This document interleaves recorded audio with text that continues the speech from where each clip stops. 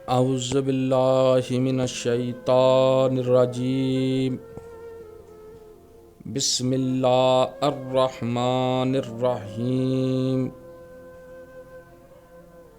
अस्सलामु अलैकुम वरहमतुल्लाहि बरकातुहू। ਅੱਜ मैं अपने सुनने वालियां ਲਈ बड़ा ही प्यारा वजीफ़ा लैके हाज़र होया। ये वजीफ़ा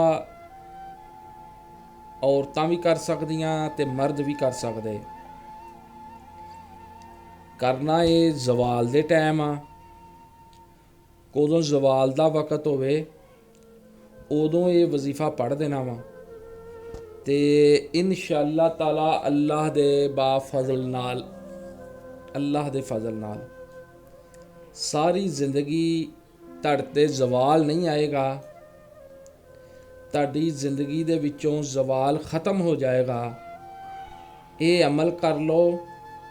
अगर कोई कारोबार शुरू करोगे तो वो कारोबार नूं कदी घाटा नहीं आएगा, कदी तोड़ नहीं आएगी, कदी वो कारोबार नूं जवाल नहीं आएगा, कदी भट्ठा नहीं बैठेगा।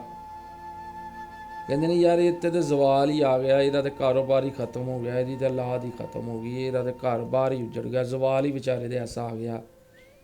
ये ऐसा वजीफ़ा वा अल्लाह दे फजल दे नाल तुहाडे ते सारी जिंदगी जवाल नहीं आएगा। किहड़ा कारोबार शुरू करोगे उन्होंने कभी घाटा भी नहीं आएगा। अगर किते नौकरी ते लगना होएगा या लगे होगे तो नौकरी तो कभी तुहानूं अफसर जवाब नहीं देगा, कभी उस नौकरी तो कढ़ेगा नहीं। और तुहाडी इस अमल करन नाल अगर तरक्की मिलनी होई तो लेट आ नहीं मिल रही तो अल्लाह दे हुक्म नाल तरक्की भी तुहानूं मिलेगी बहुत तेज़ी नाल। ते तुहानूं ये नौकरी करदिआं आ कभी कोई परेशानी भी नहीं आएगी।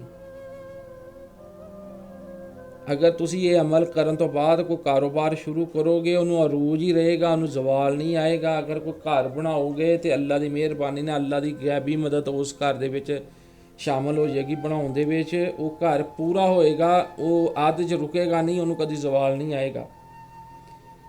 अगर अपनी किसी धी भैन का रिश्ता तुसी रखना चाहो ये अमल कर लो जवाल दे वक़्त अल्लाह के हुक्म दे नाल। ये अमल तो बाद उन्हां दा रिश्ता पक्का कर दो, उन्हां दा निकाह कर दो, उन्हां दी शादी कर दो। अल्लाह दे हुक्म दे नाल उन्हां 'च कदी लड़ाई झगड़ा नहीं होएगा, सुखी रहणगे। और क़यामत तक अल्लाह दे फजल दे नाल किन्नी अल्लाह ने उन्हां दी जिंदगी लिखी होई, हसी खुशी गुजारनगे। उन्हां दी जिंदगी दे विच भी कदी जवाल कदी गम नहीं आएगा। अपने किसी भैन भरा दा तुसी रिश्ता इस अमल करन तो बाद पक्का कर दो। खानदान दे विच, रिश्तेदारी दे विच, बरादरी दे विच इस अमल तो बाद तुहाडी इज्जत और शोहरत अल्लाह दे फजल नाल वध जाएगी। और इस अमल करन तो बाद तुहाडे रुपइयां पैसिਆਂ 'ਚ ऐसी बरकत हो जाएगी कि कदी मुक्कणगे नहीं बटूए चों, कदी तुहाडे घरों मुक्कणगे नहीं। इस रिजक की वजह ना कदी तुहाडे घर 'ਚ लड़ाई झगड़ा फसाद नहीं होएगा। अल्लाह पाक ऐसियां बरकतां रहमतां नाज़िल कर देगा। जो काम भी करोगे तुसी इस अमल करन तो बाद एक काम की नीयत कर लैनी है।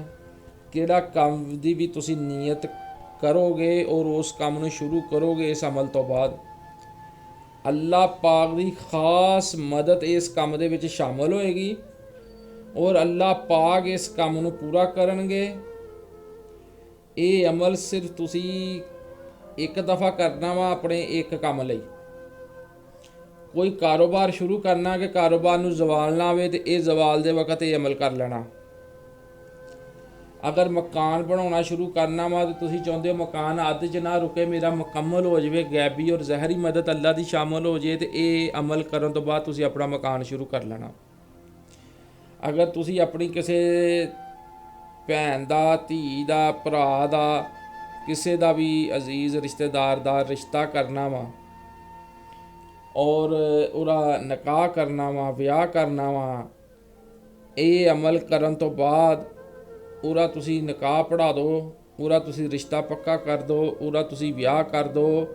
ਅੱਲਾ ਦੇ ਹੁਕਮ ਦੇ ਨਾਲ ਉਹਨਾਂ 'ਚ ਕਦੀ ਲੜਾਈ ਝਗੜਾ ਫਸਾਦ ਨਹੀਂ ਕਦੀ ਪਏਗਾ। ਕਿੰਨੀ ਵੀ ਅੱਲਾ ਨੇ ਉਹਨਾਂ ਦੀ ਜ਼ਿੰਦਗੀ ਲਿਖੀ ਹੋਏਗੀ, ਹੱਸੀ ਖੁਸ਼ੀ ਉਹ ਜ਼ਿੰਦਗੀ ਗੁਜ਼ਾਰਨਗੇ। ਹੁਣ ਕਿਹੜੇ ਜ਼ਵਾਲ ਦੇ ਟਾਈਮ ਨੇ, ਇਹ ਮੈਂ ਤੁਹਾਨੂੰ ਦੱਸ ਦਿੰਦਾ। 3 ਟਾਈਮ ਨੇ ਜ਼ਵਾਲ ਦੇ: ਤਲੂ, ਦੁਪਹਿਰ ਔਰ ਗਰੂਬ। ਜ਼ਵਾਲ ਦਾ ਮਤਲਬ ਇਹ ਵਾ ਕਿ ਕਦੋਂ ਸੂਰਜ ਦਰਮਿਆਨ ਦੇ ਵਿੱਚ ਆ ਜਾਂਦਾ ਵਾ, ਉਹਨੂੰ ਜ਼ਵਾਲ ਕਿਹਾ ਜਾਂਦਾ। ਅਗਰ ਉਹ ਦਰਮਿਆਨ 'ਚੋਂ ਫਿਰ ਪਰੇ ਹੋ ਜਾਵੇ, ਹਟ ਜਾਏ, ਤੇ ਜ਼ਵਾਲ ਦਾ ਵਕਤ ਮੁੱਕ ਜਾਂਦਾ। ਕਦੋਂ ਸੁਬਾਹ ਸੂਰਜ ਨਿਕਲਦਾ ਹੁੰਦਾ, ਉਹ ਜ਼ਵਾਲ ਦਾ ਟਾਈਮ ਹੁੰਦਾ, ਕਿੰਨੀ ਦੇਰ ਤੱਕ ਉਹ ਪੂਰੀ ਤਰ੍ਹਾਂ ਨਿਕਲ ਨਾ ਜਾਏ। ਕਦੋਂ ਸ਼ਾਮ ਨੂੰ ਗਰੂਬ ਹੁੰਦਾ ਵਾ, ਉਹ ਵੀ ਜ਼ਵਾਲ ਦਾ ਵਕਤ ਹੁੰਦਾ ਵਾ, ਉਹ ਕਿੰਨੀ ਦੇਰ ਤੱਕ ਪੂਰਾ ਗਰੂਬ ਹੋ ਨਾ ਜਾਏ। ਜ਼ਵਾਲ ਦੇ ਟਾਈਮ ਦੇ ਵਿੱਚ ਸਿਰਫ ਤੁਸੀਂ ਨਮਾਜ਼ ਨਹੀਂ ਪੜ੍ਹ ਸਕਦੇ, ਸਜਦਾ ਨਹੀਂ ਕਰ ਸਕਦੇ। ਰਾਤ ਨੂੰ ਜ਼ਵਾਲ ਕੋਈ ਨਹੀਂ ਹੁੰਦਾ, ਰਾਤ ਨੂੰ ਜ਼ਵਾਲ ਦਾ ਟਾਈਮ ਕੋਈ ਨਹੀਂ ਹੁੰਦਾ, ਇਸ ਲਈ ਰਾਤ ਨੂੰ ਸੂਰਜ ਨਹੀਂ ਹੁੰਦਾ। ਕਈ ਬੰਦੇ ਜਾਂ ਬੀਬੀਆਂ ਸਮਝਦੀਆਂ ਰਾਤ ਨੂੰ 12 ਵਜੇ ਜ਼ਵਾਲ ਦਾ ਟਾਈਮ ਹੁੰਦਾ ਅਤੇ 12 ਵਜੇ ਜ਼ਵਾਲ ਦਾ ਟਾਈਮ ਕੋਈ ਨਹੀਂ ਹੁੰਦਾ। ਰਾਤ ਨੂੰ ਜ਼ਵਾਲ ਦਾ ਵਕਤ ਹੁੰਦਾ ਹੀ ਨਹੀਂ। ਜ਼ਵਾਲ ਦਾ ਟਾਈਮ ਇਹੀ ਆ: ਸੁਬਾਹ, ਤਲੂ, ਦੁਪਹਿਰ ਔਰ ਗਰੂਬ। ਨਬੀ ਕਰੀਮ ਸੱਲੱਲਾਹੁ अलैहि वसल्लम ਨੇ ਫਰਮਾਇਆ ਕਿ ਜ਼ਵਾਲ ਦੇ ਵਕਤ ਸ਼ੈਤਾਨ ਸੂਰਜ ਦੇ ਸਾਹਮਣੇ ਆ ਕੇ ਖੜਾ ਹੋ ਜਾਂਦਾ, ਇੰਝ ਕਮਰ ਦੇ ਉੱਤੇ ਇੰਝ ਹੱਥ ਰੱਖ ਕੇ, ਦੋਵੇਂ ਹੱਥ ਆਪਣੇ ਰੱਖ ਲੈਂਦਾ। ਔਰ ਅਗਰ ਕੋਈ ਬੰਦਾ ਉਸ ਟਾਈਮ ਸਜਦਾ ਕਰਦਾ ਵਾ ਜਾਂ ਨਮਾਜ਼ ਪੜ੍ਹਦਾ ਵਾ, ਤਾਂ ਸ਼ੈਤਾਨ ਇਸ ਖੁਸ਼ ਫਹਿਮੀ ਦੇ ਵਿੱਚ ਆ ਜਾਂਦਾ ਵਾ ਕਿ ਆਦਮੀ ਮੈਨੂੰ ਸਜਦਾ ਕਰਨ ਦਿਆ ਅਤੇ ਮੇਰੇ ਲਈ ਨਮਾਜ਼ ਪੜ੍ਹਨ ਦਿਆ। ਇਸ ਲਈ ਅੱਲਾਹ ਦੇ ਰਸੂਲ ਨੇ ਉਸ ਟਾਈਮ ਸਜਦਾ ਕਰਨ ਤੋਂ ਅਤੇ ਨਮਾਜ਼ ਪੜ੍ਹਨ ਤੋਂ ਮਨਾ ਫਰਮਾਇਆ ਕਿ ਸ਼ੈਤਾਨ ਖੁਸ਼ ਫਹਿਮੀ ਦੇ ਵਿੱਚ ਨਾ ਆਵੇ, ਉਹਨੂੰ ਉਹ ਖੁਸ਼ ਨਾ ਹੋਵੇ। ਉਹ ਇਸ ਖੁਸ਼ ਫਹਿਮੀ ਦੇ ਵਿੱਚ ਰਹਿੰਦਾ ਕਿ ਮੈਨੂੰ ਸਜਦਾ ਕਰਨ ਦੇ ਨੇ। ਕਦੋਂ ਸ਼ਾਮ ਨੂੰ ਸੂਰਜ ਗਰੂਬ ਹੁੰਦਾ ਵਾ, ਅਤੇ ਗਰੂਬ ਹੋ ਕੇ ਹਦੀਸ ਸ਼ਰੀਫ ਆ ਸੱਲੱਲਾਹੁ अलैहि वसल्लम, ਅਤੇ ਅੱਲਾਹ ਪਾਕ ਦੇ ਅਰਸ਼ ਦੇ ਥੱਲੇ ਜਾ ਕੇ ਸਜਦਾ ਕਰਦਾ ਵਾ। ਅਤੇ ਸਜਦਾ ਕਰਦਾ ਅੱਲਾਹ ਪਾਕ ਦੇ ਅਰਸ਼ ਦੇ ਥੱਲੇ, ਅਤੇ ਅੱਲਾਹ ਪਾਕ ਫਿਰ ਉਹਨੂੰ ਦੁਬਾਰਾ ਹੁਕਮ ਦਿੰਦੇ, ਜਾ ਕੇ ਹੁਣ ਦੁਬਾਰਾ ਫਿਰ ਨਿਕਲ ਜਾ, ਦੁਬਾਰਾ ਫਿਰ ਤਲੂ ਹੋ ਜਾ। ਸਵੇਰ ਨੂੰ ਫਿਰ ਤਲੂ ਹੁੰਦਾ। ਅਤੇ ਨਬੀ ਪਾਕ ਸੱਲੱਲਾਹੁ अलैहि वसल्लम ਨੇ ਮਨਾ ਵੀ ਫਰਮਾਇਆ ਜ਼ਵਾਲ ਦੇ ਵਕਤ ਮੁਰਦੇ ਨੂੰ ਦਫਨ ਕਰਨ ਤੋਂ। ਤਲੂ ਟਾਈਮ ਮੁਰਦੇ ਨੂੰ ਦਫਨ ਨਾ ਕਰੋ। ਦੁਪਹਿਰ ਟਾਈਮ ਕਦੋਂ ਸੂਰਜ ਦਰਮਿਆਨ 'ਚ ਹੋਵੇ, ਉਦੋਂ ਮੁਰਦੇ ਨੂੰ ਦਫਨ ਨਾ ਕਰੋ। ਔਰ ਕਦੋਂ ਸ਼ਾਮ ਨੂੰ ਸੂਰਜ ਗਰੂਬ ਹੁੰਦਾ ਹੋਵੇ, ਉਸ ਟਾਈਮ ਮੁਰਦੇ ਨੂੰ ਦਫਨ ਨਾ ਕਰੋ। ਔਰ ਉਸ ਟਾਈਮ ਸਿਰਫ ਤੁਸੀਂ ਨਮਾਜ਼ ਨਹੀਂ ਪੜ੍ਹ ਸਕਦੇ ਔਰ ਸਜਦਾ ਨਹੀਂ ਕਰ ਸਕਦੇ। ਇਹ ਕਿਹੜੇ ਮੈਂ ਤੁਹਾਨੂੰ ਵਿਰਦ ਦੱਸਣ ਲੱਗਾ ਵਾਂ, ਇਸਮੇ ਆਜ਼ਮ ਅੱਲਾ ਦੇ ਦੱਸਣ ਲੱਗਾ ਵਾਂ। ਇਹ ਤੁਸੀਂ 1 ਦਫਾ ਦਰੂਦ ਸ਼ਰੀਫ ਪੜ੍ਹ ਲਓ, 2 ਦਫਾ ਪੜ੍ਹ ਲਓ, 7 ਦਫਾ ਪੜ੍ਹ ਲਓ। ਦਰੂਦ ਸ਼ਰੀਫ ਪਹਿਲਾਂ ਪੜ੍ਹ ਲੈਣਾ, ਮੁੜ ਕੇ 313 ਬਾਰ 313 ਬਾਰ ਲਫ਼ਜ਼ ਪੜ੍ਹਨੇ ਆ, ਯਾ ਅੱਲਾ ਹੋ, ਯਾ ਵਹਾਬ ਹੋ, ਯਾ ਰਜ਼ਾਕ। ਔਰ ਅਗਰ ਪੜ੍ਹ ਕੇ ਯਾ ਅੱਲਾ ਹੋ, ਯਾ ਵਹਾਬ, ਯਾ ਰਜ਼ਾਕ ਦਰੂਦ ਸ਼ਰੀਫ ਪੜ੍ਹਨ ਤੋਂ ਬਾਅਦ 313 ਬਾਰ ਆ ਪੜ੍ਹਨੇ ਆ। ਅਗਰ ਰਿਸ਼ਤੇ ਦੀ ਨੀਅਤ ਨਾਲ ਆ ਤਾਂ ਰਿਸ਼ਤੇ ਲਈ ਦੁਆ ਕਰ ਦੇਣੀ ਆ ਜ਼ਵਾਲ ਦੇ ਟਾਈਮ, ਉਹਨੂੰ ਜ਼ਵਾਲ ਨਹੀਂ ਆਊਗਾ। ਅਗਰ ਮਕਾਨ ਬਣਾਉਂਦੇ ਆ, ਮਕਾਨ ਲਈ ਦੁਆ ਕਰ ਦੇਣੀ ਆ, ਮਕਾਨ ਨੂੰ ਕਦੀ ਜ਼ਵਾਲ ਨਹੀਂ ਹੋਏਗਾ। ਉਹਦੇ 'ਚ ਕਿੰਨੇ ਵੀ ਰਹਿਣਗੇ ਸਾਰੀ ਜ਼ਿੰਦਗੀ ਹੱਸੀ ਖੁਸ਼ੀ ਰਹਿਣਗੇ। ਤੁਹਾਡੇ ਤੋਂ ਬਾਅਦ ਤੁਹਾਡੀਆਂ ਨਸਲਾਂ ਵੀ ਅਗਰ ਰਹਿਣਗੀਆਂ ਤਾਂ ਹੱਸੀ ਖੁਸ਼ੀ ਰਹਿਣਗੀਆਂ। ਅਗਰ ਤੁਸੀਂ ਵੇਚ ਦੋਗੇ, ਕਿਹੜੇ ਬੰਦੇ ਦੁਬਾਰਾ ਵਿੱਚ ਆਉਣਗੇ ਤਾਂ ਉਹ ਵੀ ਹੱਸੀ ਖੁਸ਼ੀ ਰਹਿਣਗੇ। ਇਹ ਇੰਨਾ ਪਾਵਰਫੁਲ ਅਮਲ ਅੱਲਾਹ ਪਾਕ ਦੇ ਏਡੇ ਪਾਵਰਫੁਲ ਇਸਮੇ ਆਜ਼ਮ ਨੇ, ਯਾ ਅੱਲਾ ਹੋ, ਯਾ ਵਹਾਬ, ਯਾ ਰਜ਼ਾਕ। ਅਗਰ ਨੌਕਰੀ ਲਈ ਕਰੋਗੇ, ਅੱਲਾਹ ਤੁਹਾਨੂੰ ਨੌਕਰੀ ਵੀ ਦੇ ਦੇਗਾ, ਨੌਕਰੀ ਨੂੰ ਕਦੀ ਜ਼ਵਾਲ ਵੀ ਨਹੀਂ ਆਏਗਾ। ਅਗਰ ਤਰੱਕੀ ਲਈ ਕਰੋਗੇ, ਅੱਲਾਹ ਤੁਹਾਨੂੰ ਤਰੱਕੀ ਵੀ ਦੇ ਦੇਗਾ, ਔਰ ਐਸੀ ਤਰੱਕੀ ਹੋਏਗੀ ਕਿ ਉਸ ਤੋਂ ਦੁਬਾਰਾ ਤੁਹਾਨੂੰ ਜ਼ਵਾਲ ਨਹੀਂ ਆਏਗਾ, ਤੁਸੀਂ ਥੱਲੇ ਨੂੰ ਨਹੀਂ ਆਓਗੇ। ਅਗਰ ਦੁਕਾਨ ਪਾਉਣ ਤੋਂ ਪਹਿਲਾਂ ਤੁਸੀਂ ਇਹ ਅਮਲ ਕਰਕੇ ਆਪਣੀ ਦੁਕਾਨ ਲਈ ਦੁਆ ਮੰਗ ਲਓਗੇ, ਤਾਂ ਦੁਕਾਨ ਅੱਲਾ ਦੇ ਹੁਕਮ ਨਾਲ ਸਦਾ ਬਹਾਰ ਚੱਲਦੀ ਰਹੇਗੀ, ਦੁਕਾਨ ਨੂੰ ਕਦੀ ਜ਼ਵਾਲ ਨਹੀਂ ਆਏਗਾ। अगर कोई मिल फैक्ट्री लाउन लगे हैं, भट्ठा लाउन लगे हैं कि भट्ठा ना बैठे, कोई मुर्गियां का फार्म बनाउन लगे हैं तो अल्लाह के हुक्म नाल ये अमल कर लो, कभी जवाल नहीं आएगा, कभी घाटा नहीं, मुर्गियां के काम 'च घाटा नहीं पेगा। पोल्ट्री फार्म किहनूं कहंदे। बकरियां का फार्म बनाउन लगे हैं, बकरियां नूं जवाल आ जांदा वा, जानवर मर जाते, ਉਹਦੇ ਲਈ अमल कर लो तो इंशाअल्लाह ताला ये जवाल नहीं आएगा। कोई भी काम करन लगे हैं कि तुहानूं कदेशा वा, परेशानी आ कि यार ये घाटा ना पै जे, जवाल ना आ जे, घट ना जान, इस काम कर लो। अल्लाह के हुक्म दे नाल बेफिक्र हो के काम शुरू करो, और अल्लाह की गैबी और ज़ाहरी मदद शामिल हो जाएगी और अल्लाह पाक उस काम नूं पूरा फरमाउणगे। या अल्लाह हो, या वहाब, या रज़ाक 313 बार पढ़ना वा। पहलो दरूद शरीफ पढ़ लेना वा, मुड़ के अपने मकसद लई दुआ करनी आ, फिर दरूद शरीफ पढ़ देना।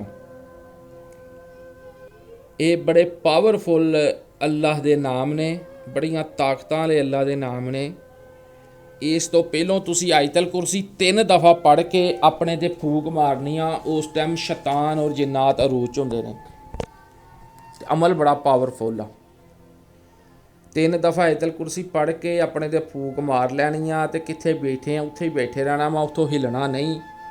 काबा शरीफ वाल मूँह करके सजदा नहीं करना, उस टाइम नमाज नहीं पढ़नी।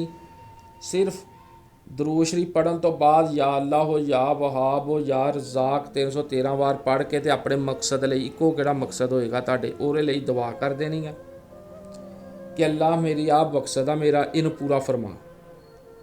मुड़ के फिर दरूद शरीफ पढ़ देना। फिर मैं दसी जाना वा, ये अमल करन तो पहलों 3 दफ़ा आयतल कुरसी पढ़नी आ, अपने ते फूक मार लैनी आ, कित्थे बह के पढ़ना वा, किन्नी देर तक पूरा नहीं हुंदा अमल, उतनी देर उत्थों उठना नहीं। पहलों भी सजदा सदका दे लेना वा, अल्लाह दी राह ते अमल करन तो पहलों भी सदका दे लेना वा, बाद चों भी अमल करन तो फौरन बाद भी सदका देना। अगर कोई माड़ा मोटा बुखार हो जाए, कोई नज़ला ज़ुकाम हो जाए तो परेशान नहीं होना, अल्लाह पाक खैर करेगा। इसलिए कि अमल थोड़ा जिहा ताकतवर और सख्त आ। अल्लाह पाक तुहाडियां और साडियां परेशानियां दूर करे।